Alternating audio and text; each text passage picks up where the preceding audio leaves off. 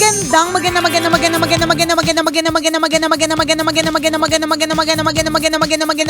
tanghali. Kumikinang na ulo, Diego Bandido.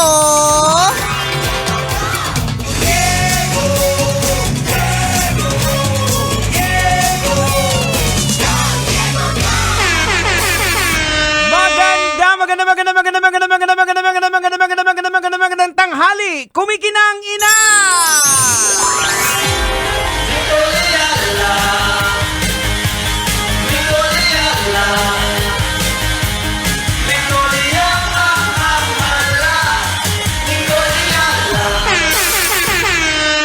Dear Nicole Yala and Diego Bandido.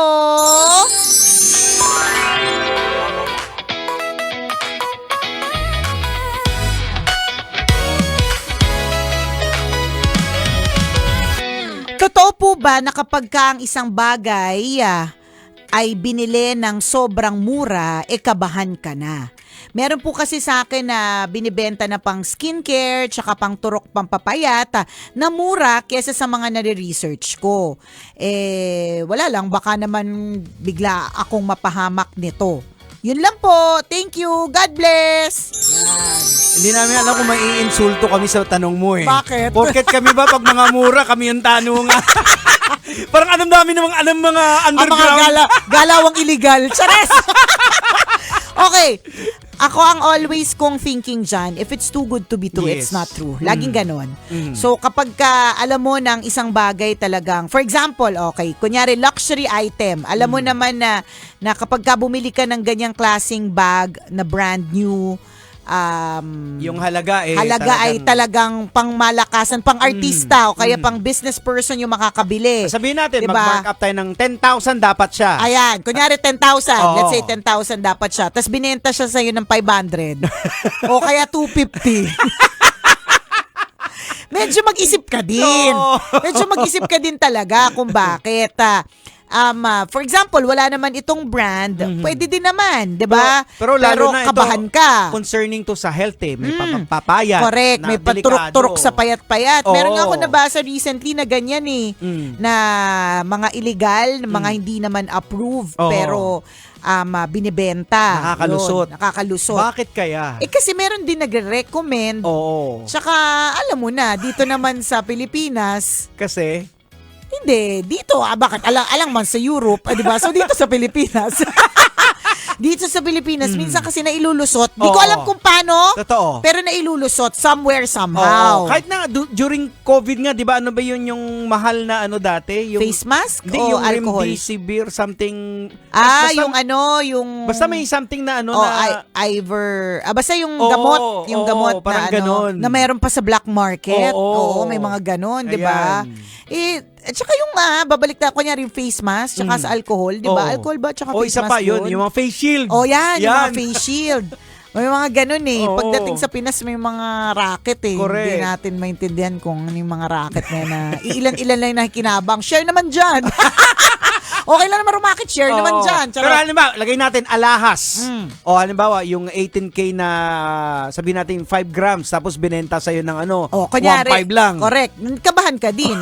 Or medyo mag-isip ka din. Oo. For example, at saka mag-verify ka. So Oo. sabi mo alahas, 'di ba? So may sabi niya 18K. Oh, kabahan ka pag sinabi niya 16K kasi parang wala namang 16K. 10K, 18K, 24K. Oo. So bago mo bilhin 'yan, pa-check mo muna kay Madam Mayet de la Rosa Yan, sa oo. Mayet de la Rosa Fine Jewelry. Pa-check mo muna sa expert. Correct. Ito po Oo. ba ay gold? Kasi ilang beses na naka-encounter yan si Madam na unfortunately binenta doon sa customer, tas kung kailan nag-verify, saka lang nalaman ng customer na binenta from others. Oho. Tapos tinanong niya kung magkano. Oho. Pag is Fake pala. fake pala. Nako. O kaya nga, alam mo may mga dahilan naman kung bakit pwede maging murang isang item. Naniniwala ako na kapag ka yung palugi o Oo. mabilisan yung kailangan niya talaga. Nangyayari yan For example, meron akong kaibigang mga mayayaman. Pag gusto nilang Akala ko may kaibigan kang fake. meron din. Huwag siya mag-alala, pick din ako sa kanya. Birds of the same together, flock the feather. Okay. So, pag yung meron akong kaibigan mayaman, Jegs, na pag halimbawa meron siya kailangang i-let go ng mga items kasi may bibilan siyang bago. Yung mga items na yon na kahit alam naming mahal, i-let go niya talaga ng mura para ma-dispose agad. So, in other words, nagdo-double check. Legit. Mag-double check ka. So, kapag ang isang bagay sobrang mura, mag-double check ka bakit? Maari namang totoo nagmamadali yung nagbebenta, or kabahan ka kasi meron niyang sira na hindi mo nakikita, o baka fake nga yan, hindi mo alam. Ayan. So, dyan na pumapasok po yung scam. True. At ayaw natin na hard-earned money mo naman yun. So, ayaw naman natin na kahit ba sabihing napamura ka sa 1.5, let's say, pero hard-earned money pa rin yung 1.5, di ba? At lalong-lalo na kung mga ituturok sa katawan, iinumin, mag-ingat po tayo dyan, sobra. Ingat po tayo. Siguraduhin po natin na tayo po ay kukonsulta po sa eksperto, sa medical professional. Yes, oo. Yan yung laging sinasabi sa akin ng mga doctor sa Skinny Aesthetic na madami na talagang nagkalat na mga kung ano-anong mga tinuturok. Lumulusot na Oo, meron. Tapos kaya kailangan mag-double check ka muna. Tandaan mo ilalagay mo siya sa loob ng katawan mo. So kung sa loob siya ng katawan mo, may effect nito sa loob ng katawan mo at sino mo magdadala nito? Ikaw din. Yung akala mong na nakamura ka, baka pag nagkasakit ka, mapamura ka. Kahit nga yung yung mga uso sa kabataan ngayon, yung mga vape na yan. Ayan. Kung minsan kahit sa gilid-gilid lang pwede ka bumili, hindi ka nakakasiguro kung saan galing. Ano ba yung hinihigop correct, mo, diba? Kaya minsan naniniwala din naman ako na kapag ang isang bagay merong value, minsan meron din talaga siyang presyo May hindi siya sobrang mura. Correct. Ganyan or basta i-double check and triple check. Or yung store mismo na nagtitinda ng legit tapos may sale sila.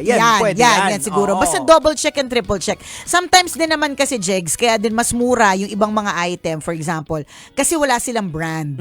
Diba minsan naman nagmamahal talaga pag may brand Pag may meron ng brand. Kasi marami ng pagdadaanan Correct. Natatandaan ko yung nung nag-try din ako magbenta-benta ng damit dati.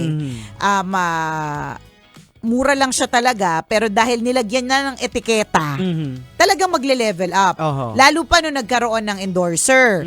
Kasi syempre, pag may endorser, syempre meron din yung mga kaakibat na bayad doon sa endorser. For example, ganyan, na may mga, tawag dyan, marketing na mga gastos. So, nagmamahal siya talaga. Yes, Kaya, basta double check, triple check, ganun lang po talaga. Tsaka, yun talaga yun. Mas may presyo talaga pag may pangalan. Tama. Diba, tingnan mo, maski naman sa hosting, maski naman sa job natin, for example, 'di ba? Bakit iba-iba yung TF ng mga host? Yes. Kasi depende rin sa kakayanan, years ng hosting, Yes, pangalan. Napakalaga ng pangalan Yung kasi pangalan importante. correct ka, maaaring matagal ka nang nag-host, pero ang ino-hostan mo ay puro mga family reunion, mga maliliit na mga parties. Siyempre, mas magsisingil ng mas mataas, yung mas may pangalan, yung nag-host na ng mga corporate events, mga pangmalakihang mga activities. Kahit sabihin mo pa kung minsan bakit naman na sobrang mahal naman yan? Mas magaling pa nga ako dyan sa Correct, kanya. Which kahit sabihin natin totoo pero wala kang pangalan Yun yung, siya meron. And there is value to the name. Yes, Ganon. Basta double check, triple check, yun lang naman yun. Lalo pa sa mundo ngayon, pwede ka na mag-fact check. Tama. Noon hindi diba? Ngayon pwede na. Pwede mo na i-check. Kunyari, yung mga tinuturok-turok na yan, o sino na bang mga nakagamit? Ilan ba followers niyan? Meron bang reviews? Tungkol dyan? Kahit kuminsan ngayon nakakatakot na rin dahil nga may AI na, di ba? May nag-i-endorse ng isang bagay. Correct. Kilalang tao, yung boses niya. Totoo, yung pala AI. Pero AI.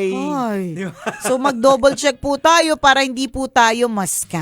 Tama. Mula po sa scam, hindi naman ako scam queen, pangit, 'di ba? Mula sa scam, biktima. biktima. Mula sa ilang beses nang nabiktima ng scam. Alam kasi to ng mga yung mga nagbebenta ng mga peke. Alam po ng mga scammer to na paano mo nalaman? Kasi scammer dati. Dating scammer. Oo, kasi pagdating sa numbers, very particular yung utak natin. Imagine mo kita, 'di ba? Halimbawa, kahit 59 pesos kumpara sa 60 pesos. Pareho lang sila, pipiliin mo yung 59. Pa rin. Oo. So nagre-react yung utak mo na makakatipid ka. Pero kung tutuusin, parang hindi kasi parang ira-round off din naman nila Kaya kung makikita ninyo may sa mga sale, may mga butal. Yan. Kasi nakaka-come on siya. Correct. Diba? Feeling mo na, at saka yan, yung sa mga sale din na ganyan double check ka rin kasi akala mo sale. Sale, pero hindi. Pero hindi naman talaga siya sale. Diba? Totoo yan. Okay lang magpabalik-balik, okay lang mag-double check. Diba?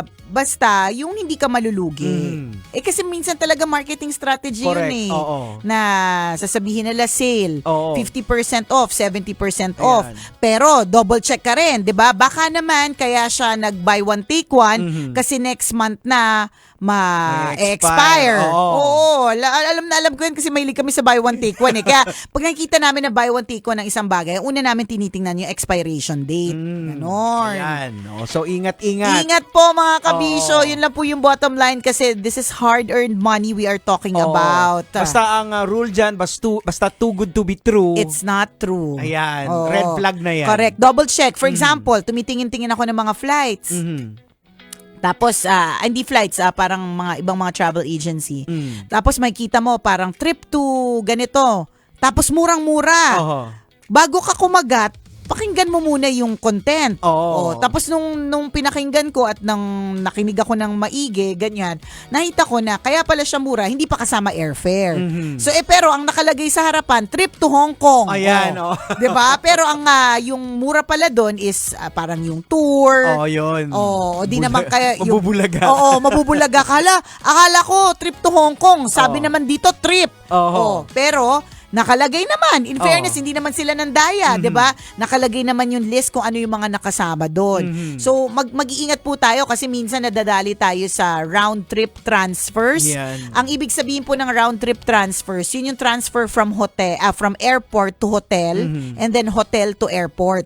Yun po yung transfers. Nadali na ako kasi diyan kaya alam ko Hindi kasama yung aeroplano. Hindi po nakalagay airfare. So, lagi mo nga hanapin. Pagka mura, tatanungin mo agad, kasama na po ba dito yung aeroplano, Ayan. yung pamasahe, yung airfare. Tama. Huwag ka magpapadala sa round trip transfers. Kasi Ayan. ano yan may isip mo Van lang yan o bus. Oo, correct. Van or bus or kung ano man, yung sasakyan, papunta sa hotel at yung hotel pabalik sa airport. Oo. Kasi yun yung keyword round trip.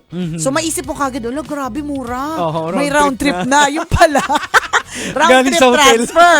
'Di ba? Airport to hotel, hotel to airport. Yan. So, ingat po tayo. Double check. Hindi naman po sila nandadaya. Sila po ay sadyang nagma-market lamang. Correct. Gusto lang talaga nilang magbenta. Tama. Gusto lang talaga nilang i-dispose yung mga ma-expire na. It's okay. Part naman talaga ng sales yan At saka obligasyon din po natin yung mag-double check. Correct. Oo. Hindi na sa kanila yon. It's on us Tama. to double check and to triple check. Kasi mapapahiya din tayo. Correct. Kapag reklamo ka tapos napakalinaw nakalagay doon. Ayan. Nakasulat naman. Yan, ha? Based on experience po Correct. yan, As a laging victim ng mga scam or maaaring ang hindi scam Talagang sadyang di lang tayo nagbabasa. Correct. May mga ganun. Biglang inassume mo na kaagad. Correct. Katulad ng isang ko kaibigan, speaking of turok-turok, akala niya napamura siya. Kasi parang, basta mas mura talaga yung pagbili niya. Yung pala, Mapapamura siya. napamura siya kasi mas napamahal siya. Kasi yung akala niyang yung pangturok na yun good for 1 month. Yung binili niya na mura, na akala niya good for 1 month, good lang pala for 1 week. At nakasulat sa box. So kumbaga, wala siyang doon. Wala, may tulog. Alam mo, wala, talo. Pagdating sa ebidensya, talo. Nakasulat So mapapamura talaga siya. Correct. Akala mo na kamura, ang ending, napamura. Ayan. So, ingat, double check mga kabisyo, ha? Kayo pero boy nakatutok sa tambalang kumikinang, ako pong kumikinang ulo, Diego Bandido. At akong kumikinang ina mo, Nicole Yala. Kailangan pa bang i-memorize yan? Basic! Ayan, ingat-ingat ha. Lalo na pag sa health ha, mga Oo. kabisyo, double check, triple Lalo na check. yung mga ini-intake, tinuturok Oo. na ako, nakakatakot po yan. Ano po yan, double check po natin, ha? Alright. Salamat na marami! Bye! Bye! See you later!